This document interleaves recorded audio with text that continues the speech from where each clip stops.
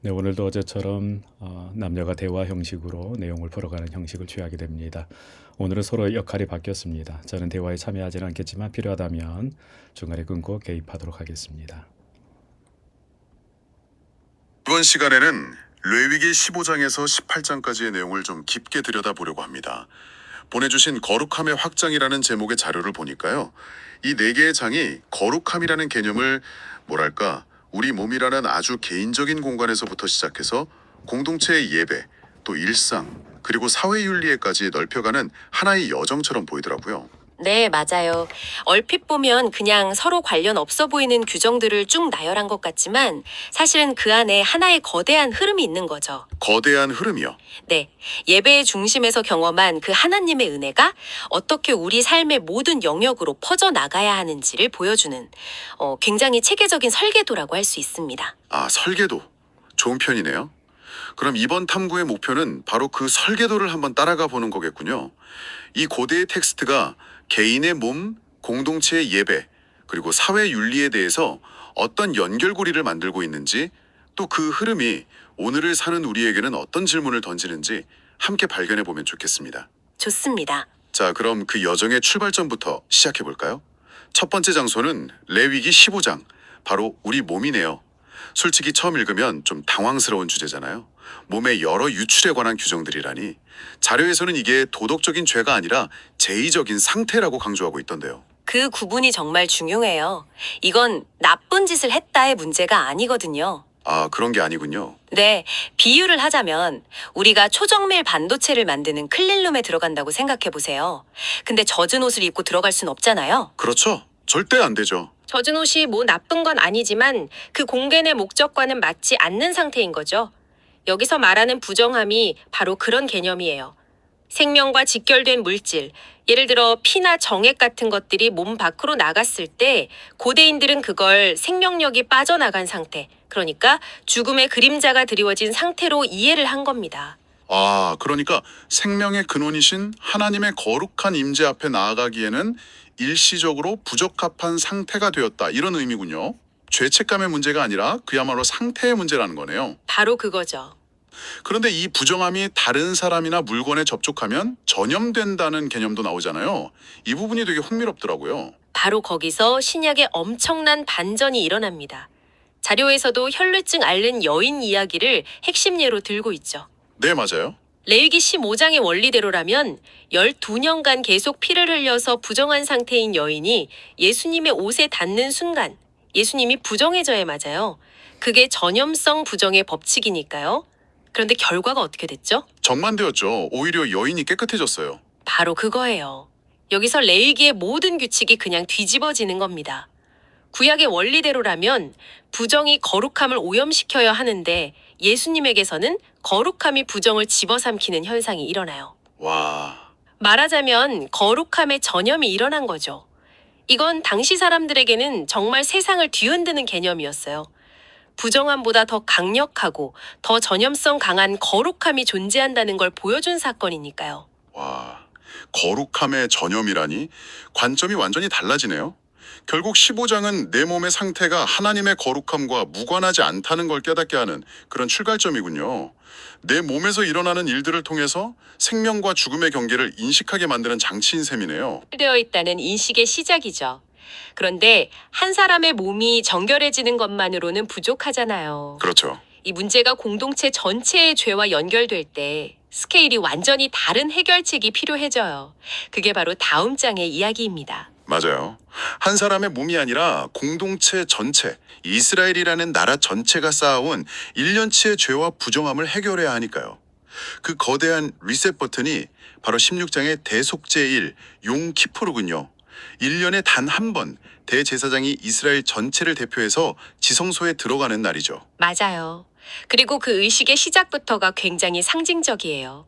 대제사장이 평소에 입던 그 화려하고 위험 있는 옷을 다 벗고 아주 평범한 하얀 세마포 옷을 입고 들어가거든요. 아, 인간적인 권위나 영광을 모두 내려놓고 오직 한 명의 죄인된 중보자로서 하나님 앞에 선다는 의미죠. 그리고 이 의식의 하이라이트는 역시 두 마리의 염소인 것 같아요. 그런데 잠깐만요. 이 부분은 좀 헷갈리더라고요. 왜 굳이 염소 2마리가 필요한 거죠? 한 마리를 제물로 바쳤으면 그걸로 속죄가 끝난 게 아닌가요? 다른 한 마리를 굳이 살려서 광야로 보내는 건 어떤 특별한 의미가 있었을까요? 아주 좋은 질문이에요. 그 2마리의 염소는 속죄의 2가지 다른 차원을 보여주기 때문에 필요했어요. 이걸 한번 현대적인 법정의 비유로 설명해 볼게요. 법정이요? 네. 첫 번째 염소, 여호와를 위한 염소는 죽여서 피를 속죄소에 뿌리잖아요. 이건 마치 법정에서 판결을 받는 것과 같아요. 죄에 대한 대가를 피로 치러서 하나님의 공의로운 심판을 만족시키는 거죠. 이걸 통해 유죄 판결을 막은 셈이에요. 알겠습니다. 죄값을 치르고 법적인 문제를 해결했다. 그럼 2번째 염소는요? 2번째 염소, 아사세를 위한 염소는 거기서 더 나아가서 그 죄의 기록 자체를 말소하는 역할을 해요. 기록말소요? 네, 대제사장이 그 염소 머리에 손을 얹고 백성의 모든 죄를 고백하면 그 죄가 염소에게 옮겨가요. 그리고 그 염소를 광야, 즉 아무도 없는 곳으로 영원히 보내버리는 거죠. 이건 죄가 우리 공동체와 기억 속에서 완전히 추방되고 제거되었음을 시각적으로 보여주는 아주 강력한 퍼포먼스예요.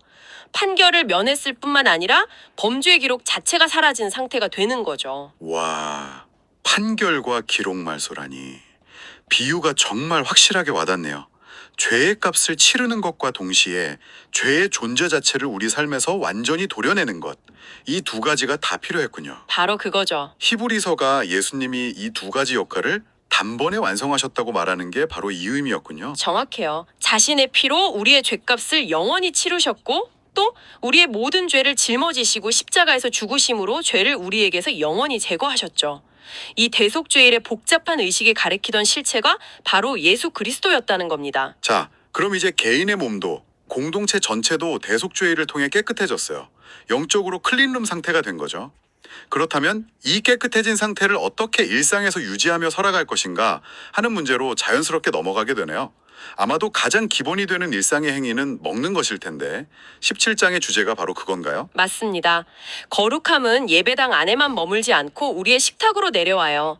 17장은 육체의 생명은 피에 있다는 선언으로 시작하는데 이 하나의 원리가 2가지 중요한 규칙으로 이어집니다. 네. 첫째는 제사의 중앙화예요. 고기를 먹고 싶으면 집에서 마음대로 잡는 게 아니라 잠시 성결법전에 대해서 설명을 드리려고 하는데요. 성결법전에 대해서 동의하는 학자들도 있고 동의하지 않은 학자들도 있지만 분명한 것은 레위기 17장부터 26장까지 범위는 이전의 1장부터 16장까지 범위 내의 내용과는 좀 다른 부분이 있습니다. 간단히 얘기하면 주로 성결에 관한 그런 내용이 나옵니다. 거룩하라는 거죠. 이 성결법전의 특징들이 몇 가지가 있습니다. 16장까지는 주로 제의적 정결을 말한다고 한다면 이제는 17장부터 이어지는 성결법전에서는 도덕적인 성결, 즉 성전 안에서의 거룩함이 성전 밖으로 그리고 이스라엘 땅으로 세상으로 확장되는 그런 내용이 주로 이 성결법전에서 다루어지고 있다 이렇게 볼 수가 있겠습니다. 이전에 이 부분을 조금 더 정리하는 것을 제가 놓쳐서 좀 빨리 지나갔습니다. 반드시 성막 앞으로 가져와서 하나님께 먼저 제물로 드리고 그 일부를 먹어야 했어요. 당시 사람들에게는 꽤 번거로웠을 것 같은데요. 모든 식사의 주인이 하나님이심을 고백하게 만드는 장치였군요. 그것도 맞지만 사실 더 구체적인 이유가 있었어요. 자료를 보면 당시 광야의 사람들이 수점소 귀신 같은 우상에게 제사하는 끔찍한 풍습이 있었다고 해요. 아, 끔찍하네요. 네, 이걸 원천적으로 차단하기 위한 조치였죠. 식생활이라는 가장 기본적인 영역부터 우상숭배의 가능성을 막고 하나님 중심으로 재편하려는 의도였습니다. 알겠습니다. 그럼 2번째 규칙은 역시 피를 먹지 말라는 거군요.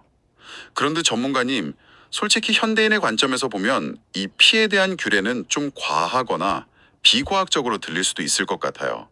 생명의 주권이라는 신학적 의미를 이해하더라도 이걸 문자 그대로 지키라고 했던 당시 사람들의 마음은 어땠을까요? 충분히 그렇게 생각할 수 있어요. 하지만 이건 고대인들에게 생명이 얼마나 신성하고 그 주인이 오직 하나님이라는 사실을 매일의 식사를 통해 온몸으로 배우게 하는 훈련이었어요. 피가 곧 생명의 상징이니까 생명을 내 마음대로 취하지 않겠다는 신앙 고백인 거죠. 그런데 여기서 자료가 정말 놀라운 통찰 하나를 제시해요. 레위기 17장 11절을 보면 내가 이 피를 너희에게 주어 제단에 뿌려 너희의 생명을 위하여 속죄하게 하였나니 라고 되어 있거든요. 내가 이 피를 너희에게 주어 라니 주체가 하나님이네요. 바로 그거죠. 우리는 보통 제사를 드릴 때 피를 우리가 하나님께 드리는 것이라고 생각하잖아요. 죄를 지었으니 목숨을 바쳐서 신의 노여움을 달래는 뇌물처럼요. 네, 저도 그렇게 생각했어요. 그런데 레위기는 정반대로 말해요. 피는 인간이 하나님께 드리는 곡물이 아니라 하나님이 인간을 살리기 위해 주신 은혜의 선물이라는 거예요. 와, 그건 정말 생각도 못 해봤네요. 저는 지금까지 제물을 우리가 하나님께 드리는 것이라고만 생각했는데 사실은 하나님이 우리에게 주신 생명의 도구였다니 이건 관계의 방향을 완전히 뒤집는 이야기인데요. 그렇죠. 그리고 이 관점이 신약에서 예수님이 내 피를 마시라고 하셨을 때 그 의미를 완전히 새롭게 보게 만들어요. 구약에서는 생명을 존중하기에 피를 마시는 게 금지되었는데 예수님은 자신의 피, 즉 자신의 생명을 우리에게 선물로 주시면서 우리와 완전히 하나가 되자고 초청하시는 거예요. 구약의 선물이라는 개념이 신약에서 가장 완전한 형태로 성취된 거죠. 거룩함의 여정이 우리 몸에서 시작해서 공동체의 예배, 그리고 매일의 식탁까지 점점 확장되는 게 보이네요. 이제 그 범위가 더 넓어질 차례인 것 같아요. 가장 사적이지만 동시에 사회의 기초가 되는 영역, 바로 가정과 성윤리. 그게 18장의 주제가 맞겠죠? 맞아요. 18장은 너희는 애굽의 풍속도 가나안의 풍속도 따르지 말라는 아주 강력한 정체성 선언으로 시작됩니다. 네. 이건 단순히 하지 말라는 금지 조항 목록이 아니에요. 너희는 그들과 다른 백성이다 라는 선언이죠. 근친상간, 간음, 자녀를 불태워 바치는 몰록 숭배, 동성애, 수관 같은 것들을 금지하는데 이게 당시 가나안 땅에서는 풍요와 다산을 기원하는 종교적인 행위와 깊이 얽혀 있었어요. 아, 그러니까 단순한 성적인 문란함의 문제가 아니라 우상 숭배와 직결된 문제였다는 거군요. 성을 개인의 쾌락을 위한 도구가 아니라 하나님이 세우신 창조 질서와 언약 관계 안에서 지켜야 할 거룩한 영역으로 보았다는 뜻이네요. 그렇죠. 그런데 여기서 레위기는 한 걸음 더 나아가서 정말 충격적인 개념을 제시해요. 이런 윤리적인 타락이 단순히 개인이나 공동체를 더럽히는 데서 그치지 않고 우리가 발 딛고 사는 땅 자체를 오염시킨다고 말하거든요. 그 부분이 정말 독특했어요. 사람이 죄를 지었는데 왜 땅이 오염되죠? 마치 독성 폐기물을 땅에 묻으면 토양과 지하수가 오염되는 것과 비슷하게 들리네요. 눈에 보이지 않는 우리의 윤리적 폐기물이 우리가 사는 공동체라는 토양을 병들게 한다는 생각. 정말 강력한 비유 같아요. 정확한 비유입니다. 18장 25절은 이렇게 말해요. 그 땅도 더러워졌으므로 그 땅도 스스로 그 주민을 토하여 내느니라. 토하여 낸다. 네. 인간의 도덕적 타락이 자연 환경에 직접적인 영향을 미친다는 굉장히 생태적이고 우주적인 관점이에요. 거룩함이란 성전 제단 위에만 있는 추상적인 개념이 아니라 우리의 침실과 우리가 살아가는 땅의 건강과 직결된 아주 구체적인 현실이라는 거죠. 오늘 우리는 레위기 15장에서 18장까지 거룩함이 개인의 몸에서 시작해 공동체 예배의 중심인 성소를 정화하고 생명의 원리가 담긴 식탁을 거쳐 마침내 가정과 사회 그리고 우리가 사는 땅의 윤리로 확장되는 거대한 흐름을 따라와 봤어요. 이 모든 흐름의 핵심 동력은 이것 같아요. 16장의 대속죄일에서 경험한 나의 모든 죄가 완전히 용서받고 제거되었다는 그 압도적인 은혜. 그 은혜가 너무 커서 이제는 더 이상 세상의 풍속을 맹목적으로 따르지 않고 말씀대로 구별되게 살고 싶은 열망으로 이어져야 한다는 거죠. 예배당 안에서의 은혜가 삶의 현장에서의 거룩한 저항으로 흘러가지 않는다면 그건 레위기가 보여준 여정을 절반만 간 셈이에요. 오늘 나눈 이야기들을 마무리하면서 여러분께 이런 생각할 거리를 남겨드리고 싶어요. 조금 전에 인간의 보이지 않는 윤리적 타락이 땅을 오염시켜서 결국 그 땅이 주민을 토해낸다는 충격적인 이야기를 나눴잖아요. 만약 우리의 생각과 말, 은밀한 행동들이 눈에 보이지 않는 윤리적 폐기물이 되어서 우리가 속한 가정, 직장, 공동체라는 토양에 계속 쌓인다면 어떻게 될까요? 지금 우리는 우리가 속한 땅을 더 비옥하고 건강하게 만들고 있나요?